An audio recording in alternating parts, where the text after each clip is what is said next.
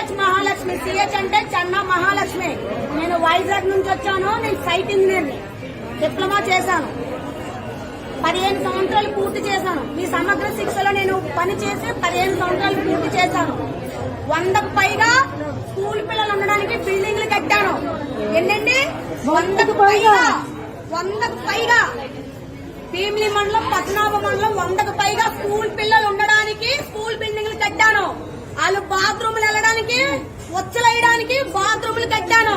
వాళ్ళు బయటకు వెళ్ళకుండా లోన్ ఆయి ఉండడానికి కాంపౌండ్ వాల్స్ కట్టాను. ఈ రోజు కేజీబీ పిల్లలు అనాథులు క్షేమంగా ఉండడానికి బిల్డింగ్లు కట్టాం. ఈ రోజు జగనన్న అమ్మఒడి అంటున్నారే, అది సిఆర్పీలు ఫోన్లో పెడతానే అది జరుగుతుంది. ఈ రోజు జగనన్న కిట్టు అంటున్నారే, ఆ కిట్ లో ఏంటో తెలుసా? పుస్తకాలు ఉంటాయి, నోట్ పుస్తకాలు ఉంటాయి, టెక్స్ట్ పుస్తకాలు ఉంటాయి, షూలు ఉంటాయి, సాక్స్లు ఉంటాయి, బెల్ట్లు ఉంటాయి, సాక్స్లు ఉంటాయి. ఉన్నానమ్మా, ప్రతి ఒక్క ఐటమ్ దేనికి విడివిడిగా పెట్టాలి. పుస్తకాలు ఇక్కడే పెట్టాలి, పెన్నులు ఇక్కడే పెట్టాలి, సాక్స్లు ఇక్కడే పెట్టాలి. అలాగే ఇది కలిపితే ఉద్యోగం తీసేస్తా, అది ఇక్కడ పెడితే ఉద్యోగం తీసేస్తా అన్న. నాకు అర్థం కావట్లేదు. నువ్వు నాకు ఎంత ఇస్తున్నావే జీతం? 1,00,000 ఇస్తున్నావా? 50,000 ఇస్తున్నావా? 40,000 ఇస్తావా? 30,000 ఇస్తావా? నువ్వు ఎంత ఇస్తున్నావు? నువ్వు ఎంత జీతం ఇస్తున్నావన్నా? అన్నా, నేను మాట్లాడిన నువ్వు మాట్లాడు. నీకు ఇష్టం మైకో కడుపు రగిలిపోతుంది, ఆకలి వేస్తుంది. సమగ్ర శిక్షలోని ఒక సైట్ ఇంజనీర్ కాదు, ఒక సిఆర్పీ కాదు, ఒక ఎంఎస్ ఆఫీస్, ఎంఈ ఆఫీస్ లోని ఉన్న సిబ్బంది 9 విభాగాలు ఉన్నాయి. 25,000 కుటుంబాలు పనిచేస్తున్నాయి. అన్నా, నువ్వు నాడు నేడు గొప్పగా చెప్పుకుంటున్నావు, అమ్మఒడి ఇస్తున్నానని గొప్పగా చెప్పుకుంటున్నావు. జగనన్న గోరుముద్ద అంటున్నావు, చక్కీ అంటున్నావు, గుడ్డు అంటున్నావు, గాడిద గుడ్డు అన్నావు.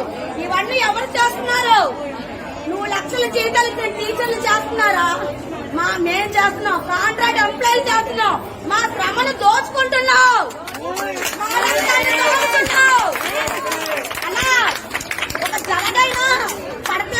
ఒక జలగ పడితే ఉప్పు నీళ్ళేస్తే పోతుంది, కానీ నీకు ఏం చెప్పు నువ్వు పోతావన్నా.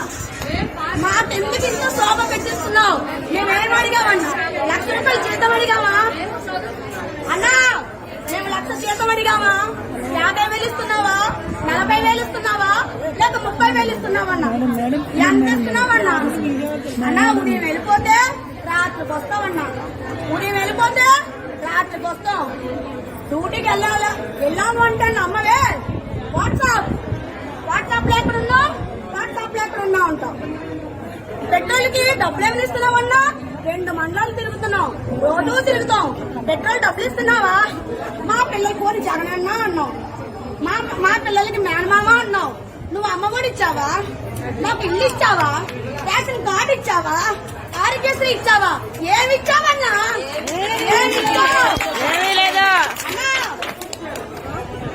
అన్నా, ట్రెజరీ జీతాలు అని చెప్పేసి అన్ని తీసేస్తున్నావు. ట్రెజరీ జీతాలు ఎంతన్నా? 14,000 లేక 22,000. 22,000 జీతం ఇచ్చి మమ్మల్ని ఇలా రోడ్డు మీద నిల్చోబెడతావా అన్నా? నేను విజయవాడ రావడానికి నా దరిద్రం ఉల్లిపాయలు కొంటున్నాను బాబోయ్. పోలీస్ అన్నా, పోలీస్ అక్క నన్ను వల్లండి, ఉల్లిపాయలు కొనడానికి వచ్చాను బాబోయ్. రావాల్సి వచ్చిందన్నా. అన్నా, గాంధీజీ స్థాపించిన రాజ్యంలో ఉన్నామా? ఇందిరామ్మ ఉన్న రాజ్యంలో ఉన్నామా? ఏ రాజ్యంలో ఉన్నామన్నా? నాకు అర్థం కావట్లేదన్నా.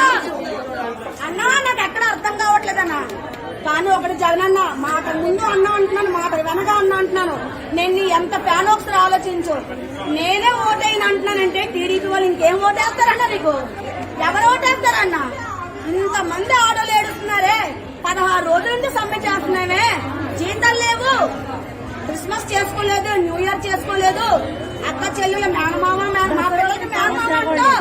నువ్వెక్కడ మాట్లాడే? నువ్వెక్కడ మానమావా? పులివెందులు వెళ్ళి కేక్ కట్ చేస్తావు మీ నాన్నగారు సమాజ దగ్గర. మా ఆకలి ఎవరు తీరుస్తారన్నా?